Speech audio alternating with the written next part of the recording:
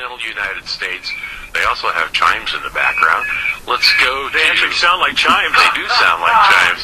Let's go to Aaron out in Silver Springs. Hey, Aaron. What's up? Hey, you know what? This morning we got our Jingle Bell Rock going on out here. That what you heard in the background is actually a brass bell from India. It's the shape of a diamond, and in each the shape of its hearts that are in the shape of a diamond, and inside each heart. Boy, that's a mouthful for me this morning. Is a little tiny bell. Kind of pretty, but I think I'm going to have to hang on to that and use it for a doorbell or something. It sounds so nice. It's kind of neat sounded. Hey, you know, Scotty Plowman was talking about an era of entertainers that kind of bridged a gap from vaudeville to television. And I don't think, I honestly, when I talk to people today about television, they have no clue what live television was when I was a kid. And some of those people like Red Skelton, I had the pleasure of meeting the man as a child when he did everything. John Asquaga, he was one of John Asquaga's favorite characters and was there all the time. But I had the pleasure of meeting him. But one of the entertainers that did that crossover from live stage and vaudeville, like you had George Allen, or not George Allen, Gracie Allen and George Burns, who was Milton Berle.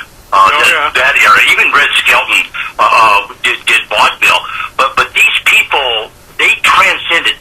The one entertainer though from that whole generation that truly, and I think actually, I think it was two, but the biggest one was Lucille Ball. If there was ever anybody that looked at something and saw the potential that it had with television, it was Lucille Ball. She truly understood that medium immediately and knew how to exploit it she made a vast fortune on TV.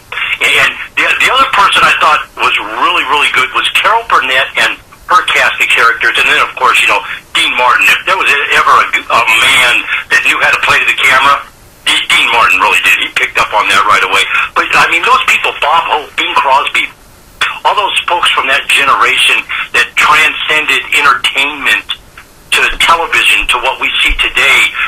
I don't know, you guys got to remember as a kid watching those shows, and they did something that you don't see done today, and that was ad-lib and impromptu type stuff.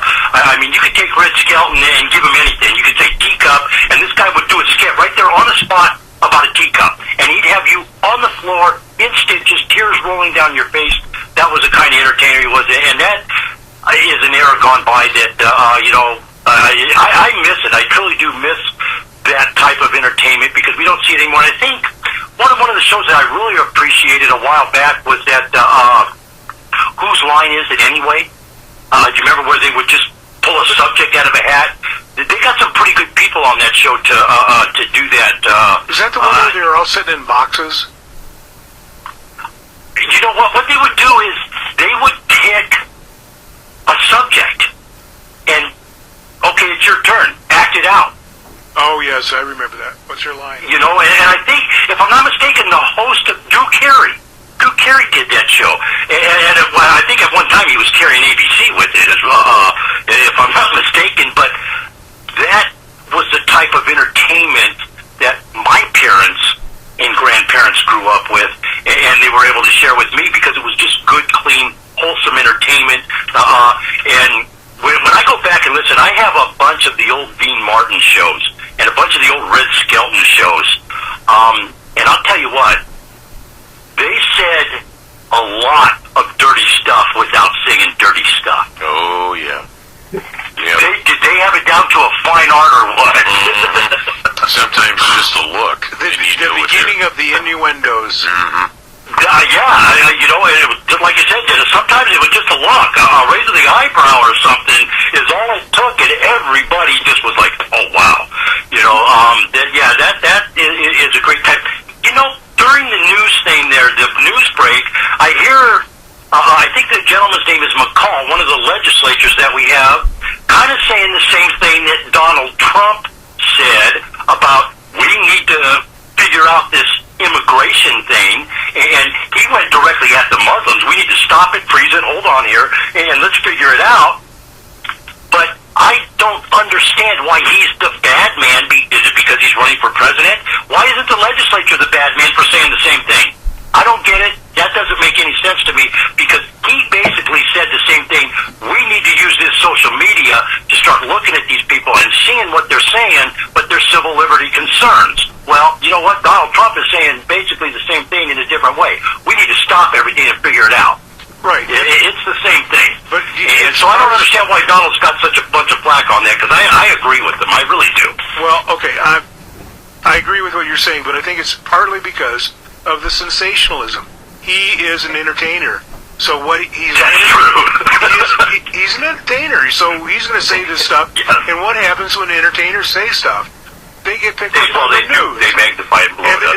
Then everybody's going to have everybody wants to say he's right, but nobody will say he's right. So it's a political. Right now, it's politically incorrect to say he's right. I don't think he's right, but that's just me. No, you can have your opinion on this, I don't. but I'm just saying that in my opinion, I'm not saying he's right or I don't. It's not what he said; it's how he said it, and that's what That's probably a more accurate depiction there. And again, like him, love him, hate him, whatever. Oh, would I want him for a president? Talking No. about this subject, doesn't he? Yeah, I mean he gets you talking, but he's an entertainer. Yeah. But Yeah. and I don't think he's going to make it. I hope he doesn't, because that's going to say a lot about the country if we have him for president. Yeah, he'll be a third-party candidate next November. Of course he will. Just remember that. Ever since Kennedy was executed, all I have ever heard at presidential election time is the phrase, the lesser of two evils. I voted them because they're the lesser of two evils. What happens if everybody writes in none of the above? If you think they're all evil, why are you voting for any of them? Write in none of the above. You have that option. Well, but then the person with the biggest family is going to win that election. Yep. That's true. Hey, I want to go back to something. One of the names that you threw out there was Bing Crosby.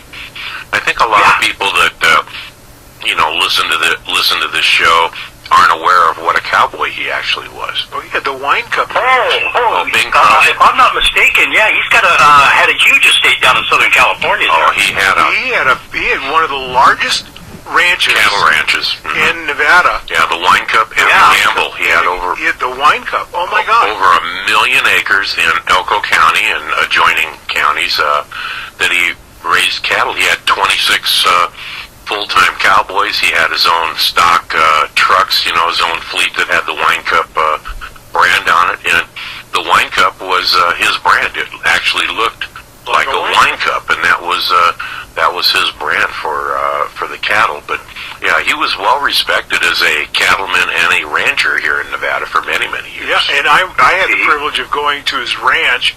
Well, he didn't own it anymore, but I got to go out to the ranch and see it. What year did you go? 80. Now, see, Lanza Sierra owned it then. Yeah, they just bought it, but I was going out there to, of course, repossess a car from somebody. See, I worked for Lanza Sierra at the time, and we used to go out there twice a month, probably. You had to fly, and he had 2 airstrips, one north and one south. The main one was at the Wine Cup on the south, but he was quite a cattleman, and when he passed, his family really had no interest in that whatsoever. But he did. He loved going out there, taking vacations, riding horses. I mean, going out there and working cattle. That was something he did. And most people don't realize that about him. And Aaron, did you know that he was a pro pot guy? That I did know. Okay. But believe it or not, a lot of the entertainers from vaudeville, they were pro-marijuana. And again, pro-marijuana at a time, and those entertainers actually, Bing was old enough to watch it become illegalized. Yeah. So those people understood what was going on, but it was, again, another politically incorrect thing. It was taboo. You didn't want to dare tell anybody, not with that FBI guy they had back then. You didn't want to dare, so I'm drawing a blank on him. You're the cross-dresser. Yeah, but it was like you didn't dare whisper something without, in the back of your mind, having the fear of that guy being up your behind all the way so bad you'd be puking the next morning. It was a funny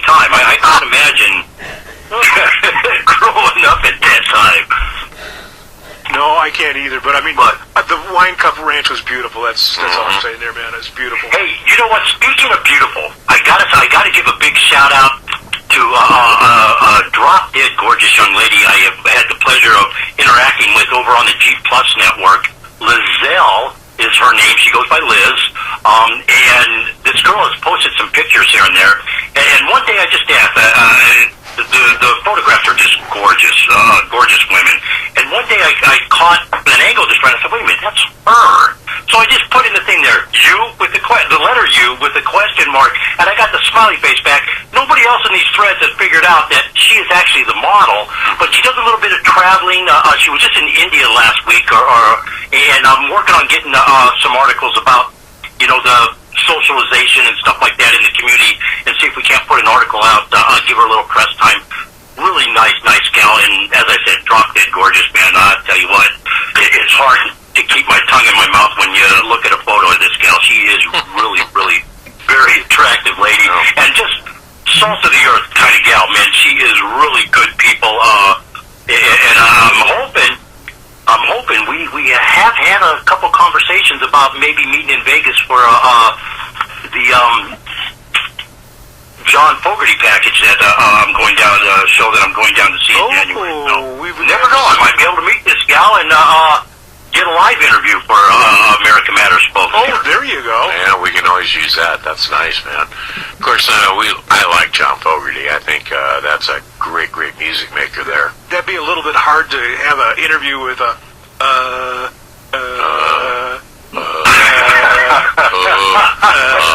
Yeah, as I'm drooling. Yeah, I might have to put some blinders on for that one. Mm-hmm. Yeah, wear your dark screens. All right. The Chiefs, as they call them, yes. Yeah. All right, Aaron, we're going from caller to caller. How can we get a hold of you out there at Alladay LLC? Hey, 775-230-9915, and literally, we are moving about 7 to 10 tons of rock today. We're moving all the petrified wood to the front, palleting it up. It is for sale as we are relocating, and we're not going to take that with us. So anybody looking for nice landscaping rocks or items like that, give us a call, www.Alladay LLC on the website, folks. Going to be a great day. It's only 12 degrees out there. We've had the warm your bones biscuits and gravy going.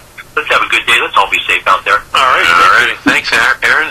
That's Aaron from out there in Silver Springs, Nevada, the home of the longest continuous burning tire fire in the United States of America. Let's go from there to Wall Street with our final stock market report. This Tuesday morning, we have Ken Roberts.